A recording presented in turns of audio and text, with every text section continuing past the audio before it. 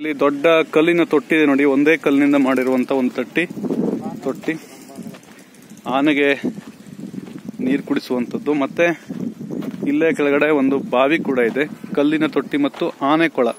ಇದು ಕಲ್ಲಿನ ತೊಟ್ಟಿ ಆದ್ರೆ ಇಲ್ಲಿ ಆನೆ ಕೊಳ ಇದೆ. ಆನೆಗಳು ಸ್ನಾನ ಮಾಡೋದು ನೋಡಿ. ಆನೆಯ ಒಂದು ಚಿತ್ರ ಕೂಡ ಇದೆ. ಓಕೆ, ಇಲ್ಲೆಲ್ಲ ನೋಡಿ ಆಳೆ ತರದ ಕೋಟೆ ತರ ರಚನೆಗಳಿವೆ.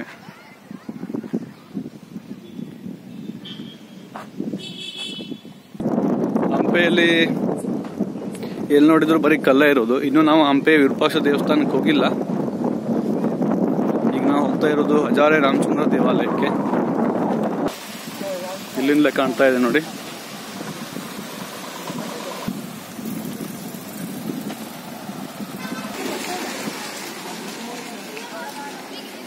ಇಲ್ಲಿ ಒಂದು ಆಂಜನೇಯ ಇದೆ ನೋಡಿ. ಇಲ್ಲಿ ಧ್ವಜಸ್ತಂಭ ಅಥವಾ ದೀಪಸ್ತಂಭ ಈ ಕಡೆಗಿರೋದು ಹಜಾರೆ ರಾಮಚಂದ್ರ ದೇವಾಲಯ. ಹಜಾರ ರಾಮಚಂದ್ರ ದೇವಾಲಯ.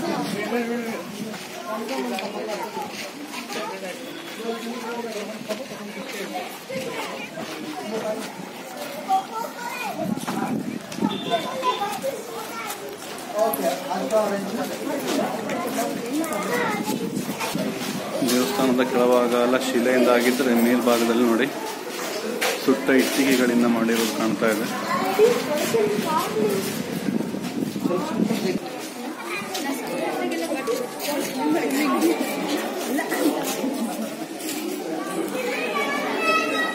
ತುಂಬಾ ಎತ್ತರವಾದ ಪ್ರಾಂಗಣವನ್ನು ಹೊಂದಿದೆ ದೇವಸ್ಥಾನ.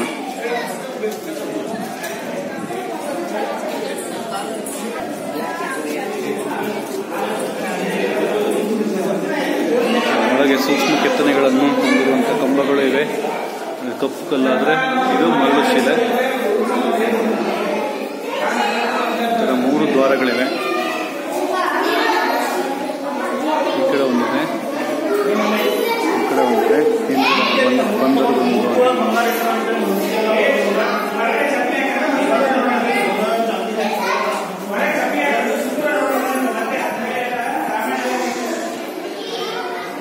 ದೇವಸ್ಥಾನದ ನೋಡ್ರಿ ಹಿಂಭಾಗದಲ್ಲಿದ್ದೀನಿ.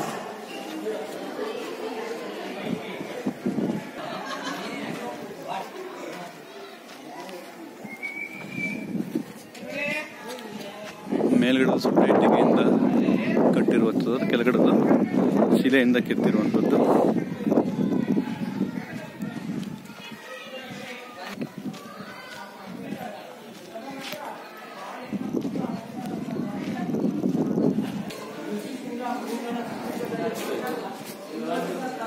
ಇಲ್ಲೊಂದು ಚಿಕ್ಕ ದೇವಾಲಯ, ದೇವರ ಮೂರ್ತಿ ಯಾವುದೂ ಇಲ್ಲ. ಹೊರಗಡೆ ಹೋಗ್ಲಿಕ್ಕೂ ಕೂಡ 3 ದ್ವಾರಗಳಿದೆ. ಇಲ್ಲೊಂದಿದೆ, ಈ ಕಡೆ ನಾವು ಬಂದಂತ ಎಂಟ್ರೆನ್ಸ್ ಇದೆ. ದೇವಸ್ಥಾನದ ಹೊರಗೆ ಬಂದಿದ್ದೀನಿ. ತುಂಬಾ ಚೆನ್ನಾಗಿದೆ ದೇವಸ್ಥಾನ. ರಾಮಚಂದ್ರ ದೇವಾಲಯ.